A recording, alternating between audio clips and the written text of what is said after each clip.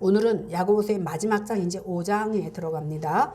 야고보 사도는 하나님께 복종하고 하나님을 가까이 하고 이제 하나님 앞에서 자신을 낮추게 되면 하나님이 높여주는 삶을 살게 된다고 4장에서는 우리에게 말씀하셨습니다. 특별히 야고보는 주 앞에서 낮추면 높여주실 것이라는 말씀을 적용해서 교회 속에서 이 말씀대로 자기를 낮춰야 될 세 부류의 사람에 대해서 제가 말씀드려 왔는데, 첫 번째 부류는 형제를 비방하고 판단하는 사람들 어떻게 하라고요? 주 앞에서 낮추라.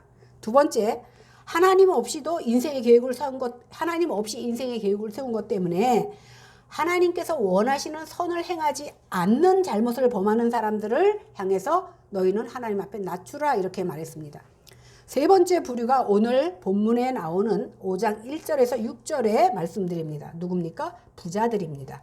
1절을 같이 보겠습니다. 시작. 들으라 부한자들아, 너희에게 이 말 고생으로 말미암아 울고 통곡하라. 오늘 1절은 들으라 부한자들아 이렇게 말하고 있습니다. 이 말은 이렇게 시작하는 것은 뭐냐면, 하나님을 알지 못하고 세상적으로 살아감으로써 심판을 받을 수밖에 없는 부자들을 향한 경고로서 그 내용의 중대성을 깨닫게 하려고 들으라 라고 말하고 있는 겁니다. 그러면서 너희에게 이 말 고생으로 말미암아 울고 통곡하라고 명하고 있습니다. 그런데요, 부자 된 것이 무슨 고생할 일이고 울고 통곡할 일입니까? 이해가 안 되죠? 오히려 부자가 되면 박수치고 기뻐해야 될 일인데 성경은 울고 통곡하라 이렇게 얘기합니다. 우리 중에 어느 누구도 부자가 되었기 때문에 울고 통곡할 일이라고 생각하는 사람은 아무도 없을 겁니다. 오히려 믿는 자든지 믿지 않는 자든지 부자가 되고자 하는 것이 우리 모두의 바람일 겁니다. 아니, 인류 역사 이래 많은 사람들이 남보다 잘나고 부자 되기를 소망하며 살아왔었습니다. 그래서 인사도 복 많이 받으세요 그러면 막연하잖아요. 그러니까 요즘 뭐라고 인사합니까? 부자 되세요. 그러면 좋아합니다. 심지어 교회에서조차도 부자가 되는 것을 하나님이 주신 축복이라고 생각했습니다. 그런데 성경은요, 어디를 봐도 부를 복이라고 말하지 않고 오히려 저주하고 있다는 사실입니다. 마태복음 19장 23절 24절에 보니까 예수님께서 제자들에게 이르시되 내가 진실로 너희에게 이르노니 부자는 천국에 들어가기가 어렵다. 다시 말하는데 낙타가 바늘귀로 들어가는 것이 부자가 하나님 나라 들어가는 것보다 오히려 쉽다 이렇게 말합니다. 그 말 뭐예요? 못 들어간다 소리예요. 그런데 이제 그 뒤에 말해보면 그러나 하나님께서는 하신다 그랬습니다. 예수님께서 부자가 천국에 들어가기가 얼마나 힘들면 낙타가 바늘귀로 들어갑니까? 못 들어가잖아요. 그러니까 천국 못 간다는 소리거든요. 그런데도 지금까지 한국교회 문제가 뭡니까? 부자는 복받은 것이고 가난한 자들은 뭔가 잘못했기 때문에 저주받은 것이라고 생각한다라는 겁니다. 그러니까 사람들마다 부자 되기를 원하고 그것을 위해서 갈구합니다. 그러다 보니까 죄악된 본성에 불을 지르게 된 것이 뭐예요? 잘 되는 것이 복되다는 것이라고 가리킨 것이 결국은 죄악된 본성에 불을 지르는 것이 되고 말았다는 겁니다. 그러나 오늘 말씀은 어떻게 말하고 있습니까? 부자에 대해서 책망하는 정도가 아니라 아주 신랄하게 저주를 선포하고 있습니다. 부자에게 회개하고 돌이키라 이렇게 말하지도 않아. 울며 통곡하래. 왜? 이미 늦었다는 거예요. 이미 심판에 돌입했으니까 울며 통곡하라고 말하고 있습니다. 솔직히 얘기해 봅시다. 여기 있는 사람들 중에 부자 되기 싫은 사람 한번 손 들어보세요. 그 봐요. 아무도 안 들지 않아? 우리 모두 다 돈이 많아서 좋은 집에 살고 좋은 차 타고 다니기를 원합니다. 그런 사람 보면 내심 부럽습니다. 돈 많은 큰 교회가 부럽지 않습니까? 그래서 하나님 나라에 소망을 두고 산다 하는 우리까지도 부자가 되는 것을 축복이라고 여기고 그 생각을 지우지 못하는 겁니다. 오늘 우리 교회 나오다 안 나오신 분이 있어요. 사업관계로. 근데 그분이 교회 나오라 그랬더니 돈 많이 벌어서 사업한다고 못 나오는 돈 많이 벌어서 저를 교회 크게 져주는 게 소원이래요.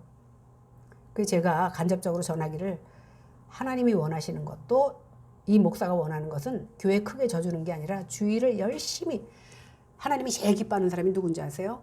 예배마다 빠지지 않고 나오는 사람 하나님 기뻐하셔.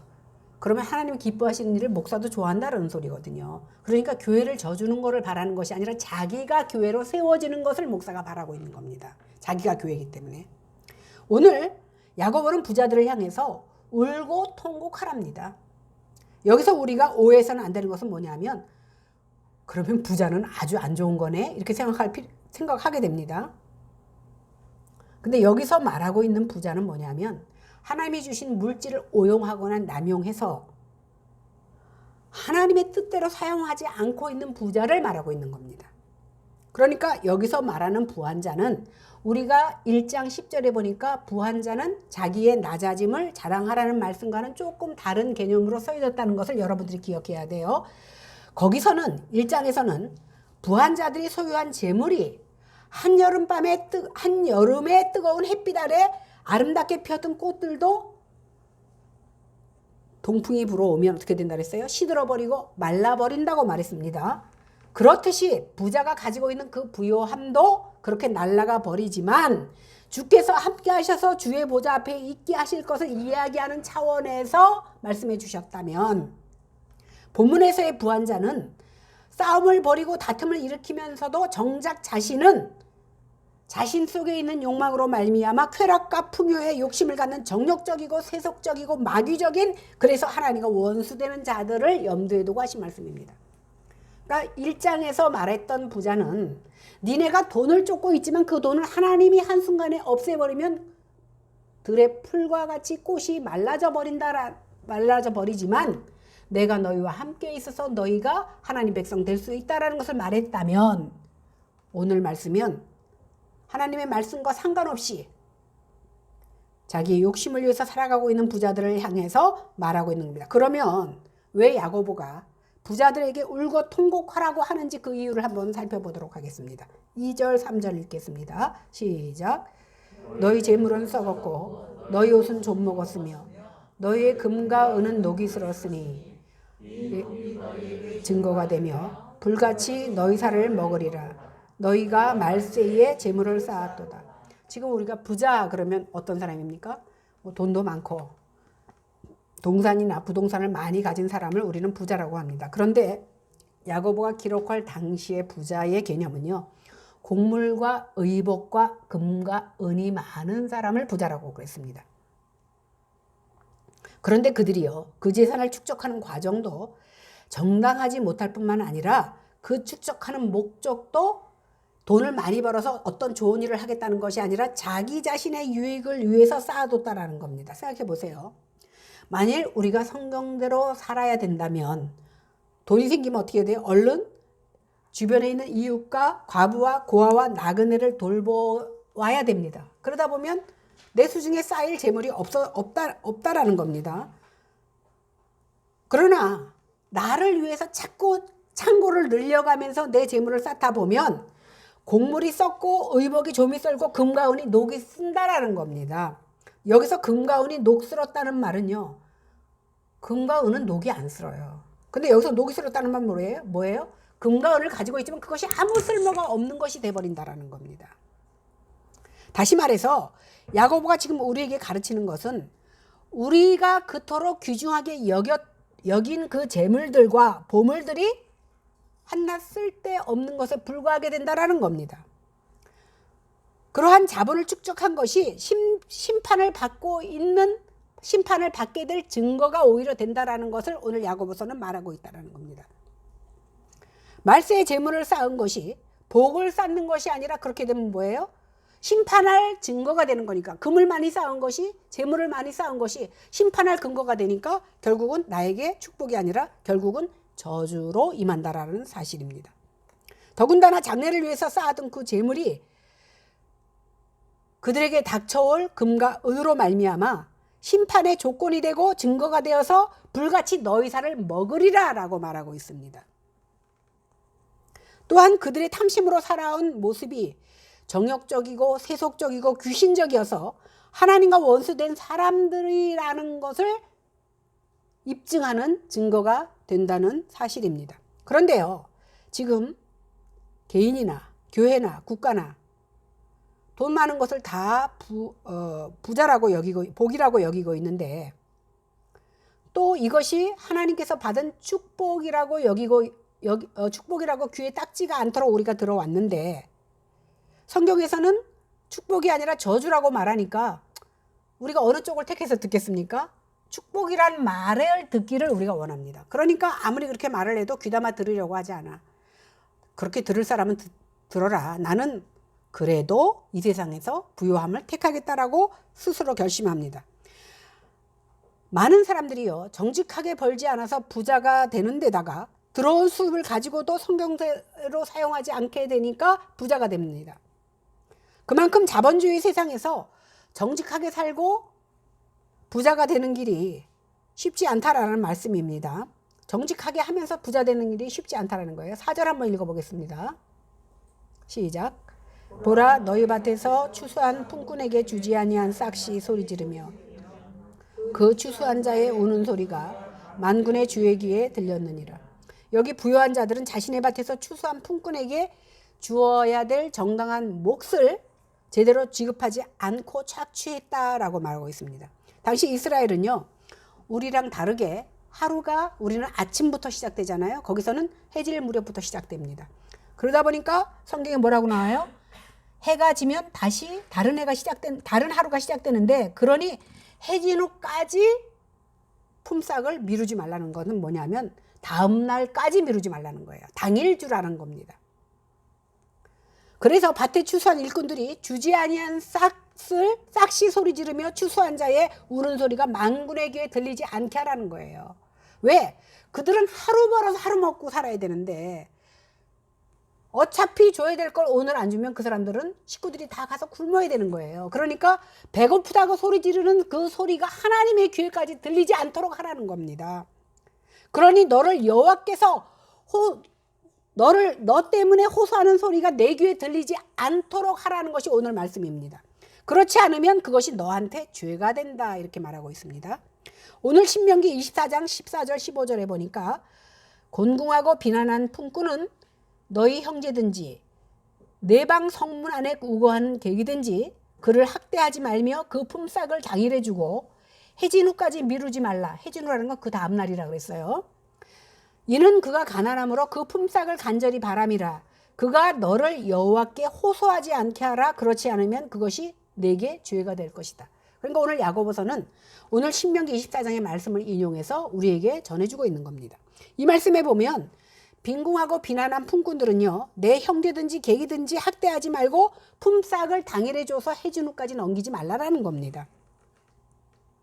이렇게 하지 않으면 그 사람들은 생명의 위협을 받는 거예요. 하루만 늦추면 하루만 굶고 마는데 이틀 3일 굶겨보세요. 그것도 나 혼자뿐만 아니라 내 처자식까지 다 굶긴다고 생각해 보세요. 이 사람들의 호소가 결국은 하늘에 닿게 되고 그거는 빈궁함으로 인하여 그 생명의 위협을 받게 되는 겁니다. 그렇게 되면 결국 그 사람들의 호소가 다시 자기한테로 돌아가서 죄가 된다는 사실입니다. 이처럼 가난한 자에 대한 그 자세는 이미 이렇게 율법에서도 말씀해 주시고 있습니다. 그러나 이스라엘의 역사 속에 보면 부자들은 자기가 힘이 있다는 것을 악용해서 가난한 자들을 착취했다라는 것을 우리는 알 수 있습니다. 이사야 5장 8절에서 12절에도 보니까 가옥에 가옥을 이으며 집집마다 자기 집이야. 전토에 전토를 도하여 빈틈이 없도록 하고, 빈틈없이 다 자기 집이에요. 이 땅 가운데 홀로 거주하려 하는 자들은 화 있을진저. 이 땅이 다 우리 조상 땅이야. 이렇게 하지 말라는 겁니다. 만군의 여호와께서 내 귀에 말씀하실 때 정령이 허다한 가옥이 황폐하리니 크고 아름다울지라도 거할 자가 없을 것이며 열흘같이 포도원에 겨우 포도주 한 바트가 나겠고 한 호말의 종자를 뿌려도 간신히 한 에바가 나리라. 하나님께서 저주하겠다는 겁니다. 아침에 일찍 일어나 독주를 마시며 밤이 깊도록 포도주에 취하는 자들은 화 있을진저.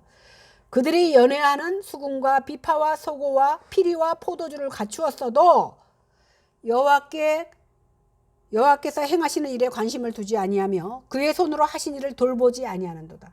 하나님이 하는 일은 관심이 없어. 이렇게 부자들의 향락을 심판하시겠다는 말씀입니다.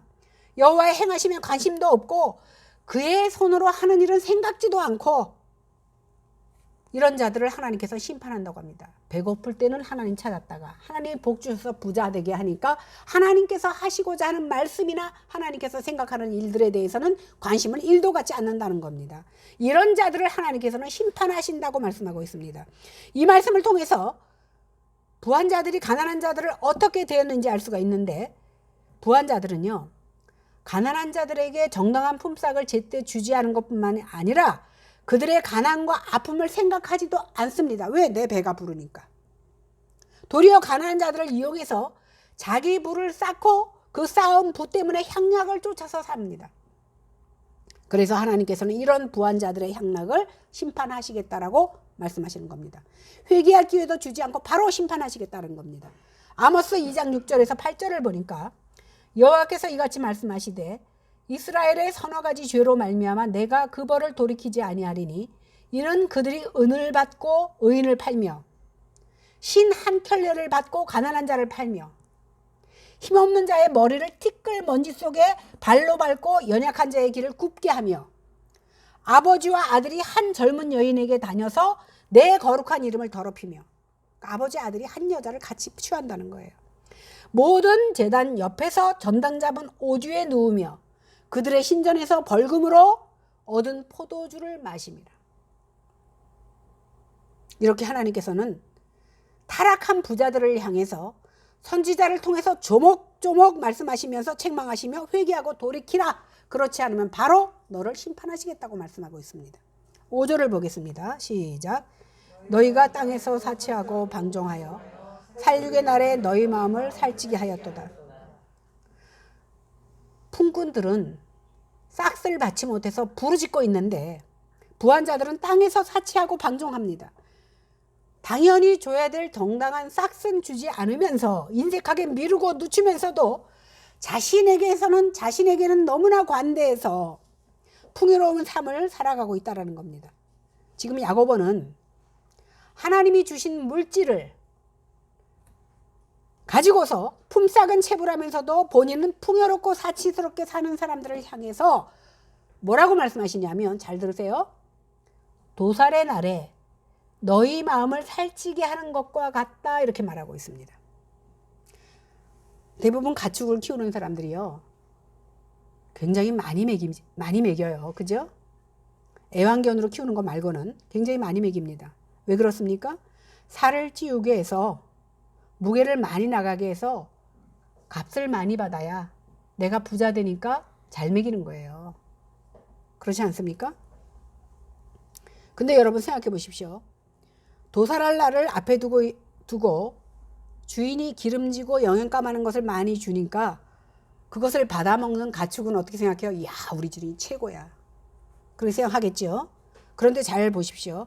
그 가축이 행복합니까? 불행합니까? 가축 입장에서 보면 한 치 앞도 알 수 없으니까 행복할 겁니다. 그러나 그의 앞날을 보고 있는 우리가 볼 때는 어떻습니까? 불행하지 않습니까? 마찬가지예요. 하나님이 우리의 모습을 볼 때 우리는 한 치 앞도 모르니까 당장 배부르니까 배 두들기고 취해 있지만, 하나님이 보시기에 그 우리의 앞날을 보고 있는데 우리가 행복하다고 여겨집니까? 불행하다고 여겨집니까? 가축을 보면서 우리가 생각하는 것과 똑같은 생각을 하나님께서는 우리를 보면서 하고 계시다는 생각이 사실입니다. 그처럼 지금 부자들이 사치하고 연락하는 것은 도살할 날에 잡힐 짐승처럼 살고 있다라는 뜻입니다. 지금의 때가 어느 때입니까? 말세입니다. 주님이 재림하셔서 이 세상에 불로 태우시고 심판할 날이 가깝습니다. 이런 때에 이 땅에서 부자가 되는 것은 도살할 날을 앞두고 살을 찌우고 짐승과 같은 어리석은 삶을 사는 것과 같다라는 것을 오늘 야고보는 말하고 있습니다. 심합니까? 그런데 이 땅의 교회들이 이 시대가 말세의 지말인 것을 지금까지 외쳐왔다면, 이제 예수의 재림이 가까웠으니 너희가 영생을 준비하고 살라고 가르쳐 왔다면, 과연 오늘날 성도와 교회가 이렇게 돈을 사랑하고 돈을 많이 가진 것을 축복이라고 생각해 왔겠느냐는 겁니다. 이미 교회는요, 아무 힘도 없는 십자가와 결별하고 힘 있는 돈과 손을 잡았습니다. 많은 교회들이. 그런데 예수님께서 뭐라고 말씀하십니까? 재물을 겸하여 나를 섬길 수 없다고 말씀하셨습니다. 그리고 두 주인을 섬길 수 없다고 말씀하셨습니다.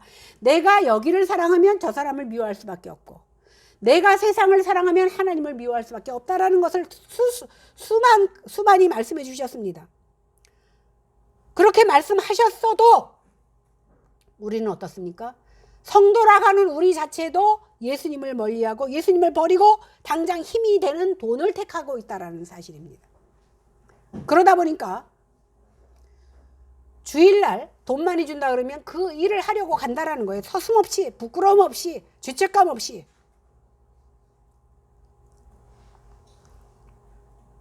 그러니까 음료가 다른 데 있는 게 아닙니다. 바로 오늘날 교회 안에 있다라는 사실입니다. 그래서 야고보는 애가 타서 교회를 향하여 지금 울고 통곡하라고 말하고 있다라는 사실입니다. 야고보는요, 오늘 본문에서 회개하라고 말하지도 않아요. 지금 심판이 집행되고 있다. 그러니 울며 통곡할 준비를 하고 있으라는 겁니다. 이미 심판이 집행되고 있다라는 사실입니다. 지금이 말세인데, 심판의 날이요 도살할 날인데 왜 아직도 알지 못하고 세상의 것만 취하면서 세상을 따라 살고 있느냐라고 오늘 야고보는 말하고 있는 겁니다. 이 말씀을 준비하면서 나한테 자랑할 만한 물질이 없다는 것이 얼마나 감사한지 몰라. 어쩌면 물질을 줘도 제대로 사용하지 못할 것 같아서 주시지 않으셨는지는 모르겠지만, 또 제가 특별하게 막 물질에 욕심을 내지도 않지만, 물질이 내가 그래도 굶은 적이 없으니까 근래에는 이렇게 자랑할 만한 물질이 없는 것에 대해서 감사해 보기는 처음입니다. 우리가 개인적으로 종말을 생각하면 이해가 쉽습니다. 이제 의사가 암에 걸렸어. 그것도 이제 시한부. 한 달 내로 당신은 준비를 하십시오라고 말한 사람이 무엇을 준비하겠습니까? 그래도 나는 죽는 날까지, 쓰러지는 한까지 가서 돈을 벌어야 되고 돈을 모으려고 하겠습니까? 이제 한 달 후에 죽을 사람은요, 자기의 지난 삶을 돌아보고 남은 한 달을 어떻게 살아야 되는지 진지하게 생각할 겁니다. 누구라도. 그런데 지금 교회가, 그리고 성도가 세상의 힘을 추구하고 있다면 그것은 이미 심판을 받은 증거라는 것을 우리는 기억해야 됩니다. 그러니까 아주 무서운 말씀, 엄격한 말씀임에도 불구하고 또 이쪽으로 듣고 이쪽으로 내보낸다면 그것은 어쩔 수 없습니다. 6절 한번 보겠습니다. 시작. 너희는 의인을 정죄하고 죽였으나 그는 너희에게 대항하지 아니하였느니라. 이 말씀을 통해서 그 당시 하나님의 뜻대로 살아가는 경건한 사람, 그렇지만 가난한 사람, 이러한 사람들은요, 불의한 부자들에게 착취당하고, 그 당시에는 가난한 사람은 소송할 수도 없다고 그랬어요. 그러다 보니까 오히려 소송이라는 합법적인 형식을 통해서 이용당했다라는 것을 알 수 있습니다. 부자들에게 가난하고 힘없는 노동자들이 품삯을 착취당한 치밀한 잔인성을 엿볼 수가 있다는 거예요. 그러니까 내가 99만 원이 있는데 만 원을 채우려고 가난한 자에게 소송을 걸어서 그 가진 것을 다 뺏어온다라는 겁니다. 우리가 지난주에도 생각해 보았지만, 다윗이 밧세바를 취하고 그 여인을 취했을 때 나단 선지자가 99마리 양을 가진 자가 한 마리 가진 양을 뺏어서 손님을 접대했다는 얘기를 하니까 우리나라에 그런 놈이 있다고 당장 죽여라 그랬어요. 그래서 나단이 그게 바로 당신입니다 라고 말했을 때 그는 베개를 적시는 회개를 했던 사실을 기억합니다. 결국 그의 죄로 처음 낳은 아들은 하나님이 데려가십니다. 근데 참 다윗이 놀라운 것이요, 자기 아들이 죽어갈 때에 그는 식음을 전폐하고 밥도 먹지 않고 씻지도 않고 기도합니다. 그러니까 부하들이 어떻게 해요? 그 아들이 죽었어. 못 알리는 거예요. 병들어서 앓고 있을 때 식음을 전폐하고 씻지도 못하고 있는데 죽었다는 것을 알리면 자기도 쫓아가겠다고 난리 나겠구나라고 생각을 했어요. 그런데 그 부하들의 표정을 보고 내 아들이 갔느냐? 갔다고 그러니까 그때 어떻게 해요? 씻고 밥을 먹습니다. 죽기 전에는 하나님 앞에 살려달라고 기도할 수 있었지만 이미 죽은 후에는 더 이상 기도할 필요가 없었던 거예요. 그 대단한 믿음을 다윗이 소유했기 때문에 하나님께서는 그에게 다시 아들을 주십니다. 그 아들이 바로 솔로몬인 거예요. 하나님 보시기에는 물론 솔로몬의 어머니는 그 밧세바의 부인이에요. 우리가 생각하기에는 좀 정당치 못한 것 같지만 하나님이 보시는 것은 우리의 정당치 못함과 정당함을 차별하는 것이 아니라 내 속에 과연 하나님이 있느냐 없느냐를 보고 판단하신다는 사실이에요. 그래서 우리에게 중요한 것은 하나님 보시기에 죄는 다 똑같다 그랬잖아요. 우리가 여지껏 죄인으로 살아왔지만 우리는 그 죄가 크고 작음을 논하지만 하나님은 그것을 논하는 것이 아니라 네가 다 너나 다 죄인인데 그 안에 내 아들 독생자의 보혈의 피가 있느냐 없느냐를 보시고 네가 의인이구나, 네가 악인이구나 라고 판단하신다는 겁니다.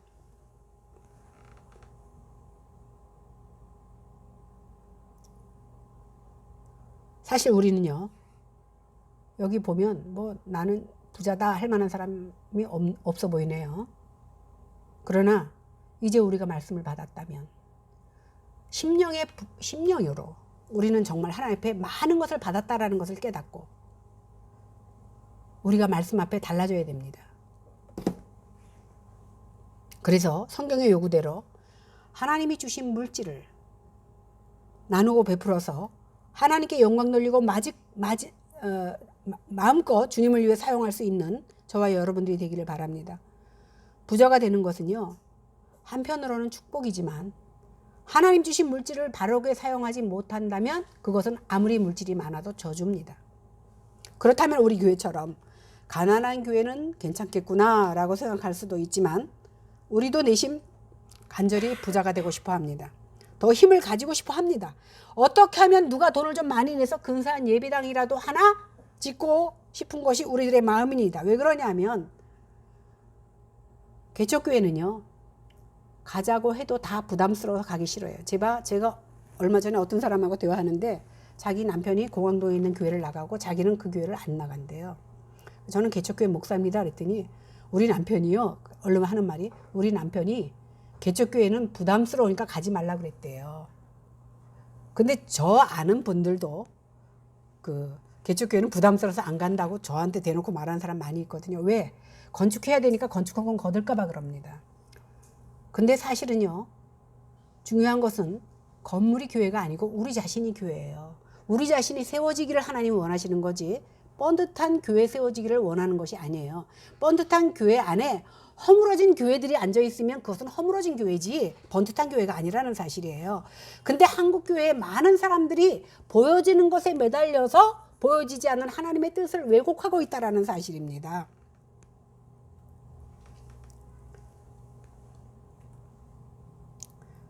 그래서 제가 심호하던 교회가요, 한 100명 정도 마지막으로 심호했던 교회, 옛날에 그 신월동에 심호했던 교회가 한 100여 명 정도 된 교회인데 빚을 잔뜩 내갖고 3층 건물을 샀어요. 그랬더니 다달이 서너 명씩 지발로 와서 등록을 한대요. 그렇기 때문에 많은 사람들이 전도하지 않고도 지발로 들어오는 성도들을 바라고 큰 교회에 갔기를 원하는 겁니다. 그러나 진정 중요한 것은 아까 말씀드렸지만 허물어진 교회를 하나님 기뻐하시지 않고 정말 그 속에 단단하게 세워진 교회들을 하나님은 기뻐하신다는 사실입니다.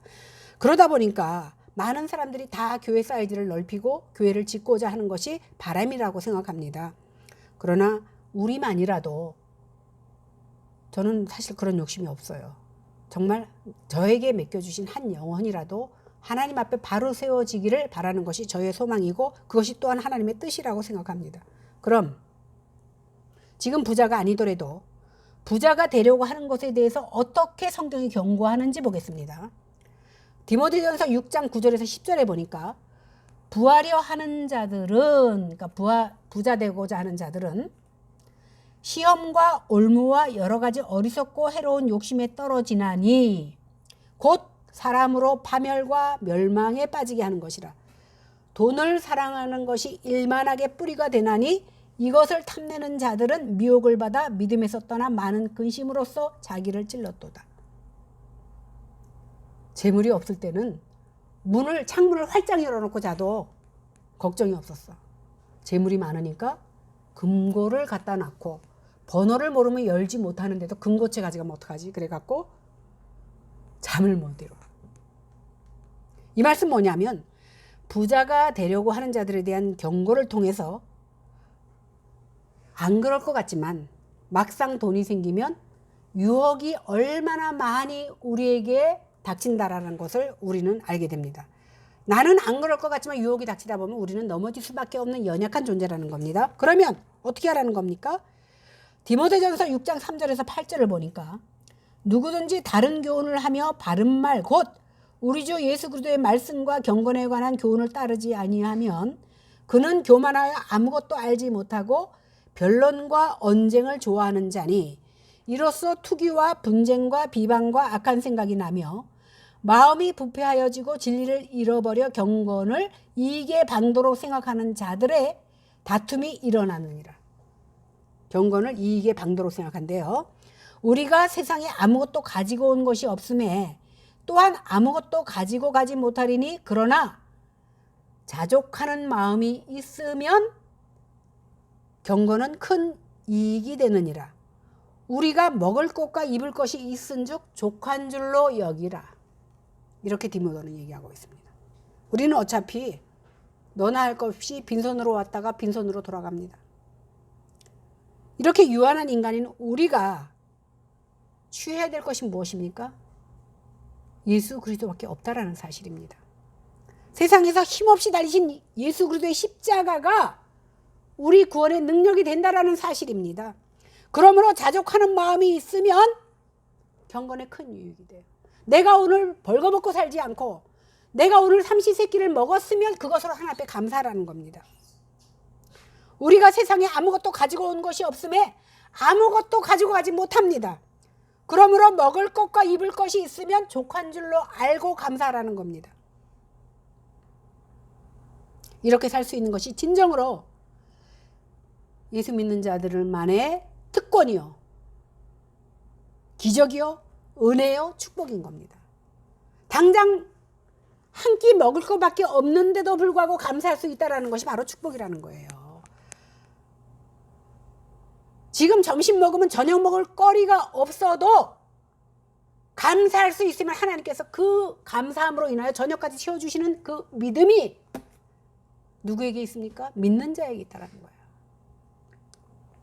그래서 이것이 바로 기적이고 은혜고 축복이 되는 겁니다. 이어서 디모데전서 6장 17절 19절에 보니까 이제는 부한자들에게 또 경고합니다. 내가 이 세대에서 부한자들을 명하여 마음을 높이지 말고 정함이 없는 재물에 소망을 두지 말고 오직 우리에게 모든 것을 후히 주시고 누리게 하시는 하나님께 두며 선을 행하고 선한 사업을 많이 하고 나누어 주기를 좋아하며 너그러운 자가 되게 하라. 이것이 장래에 자기를 위하여 좋은 터를 쌓아 참된 생명을 취하는 것이니라.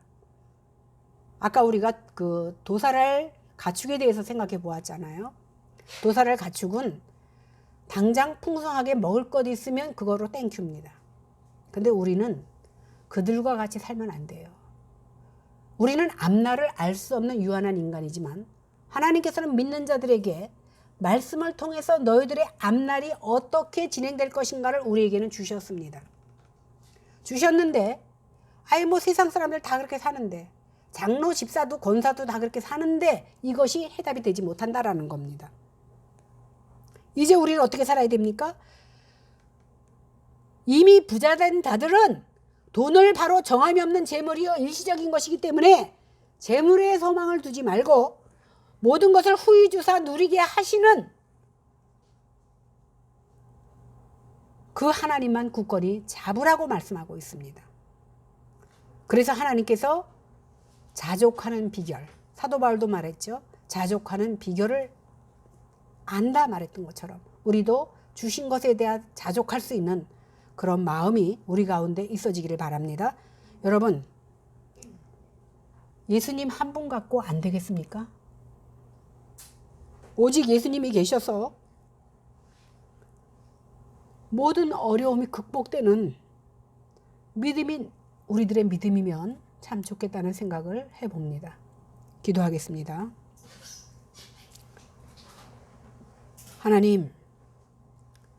하나님 없는 믿음을 가진 저희들을 용서하시고 우리의 나약함을 도와주시기를 바랍니다. 그래서 간절히 빌고 원하는 것은 일시적이요 이제 사라질 그 재물에 욕심을 두지 않고 오직 하늘의 소망을 두며 후히 주시고 누리게 하시는 그 하나님만을 바라는 저희들이 다 될 수 있도록 도와주시기를 원합니다. 우리는 재물에는 가난하지만 믿음에 부요한 자 될 수 있도록 하나님 역사하여 주셔서 여지껏은 어떠한 모습으로 살았다 할지라도 하나님의 말씀을 받은 우리가 이제 이후로 온전히 하나님을 우선하는 삶을 드릴 수 있는 모습이 저희들에게 나타나게 하여 주시옵소서. 감사드리며 예수님 이름으로 간절히 기도해 싸움나이다. 아멘.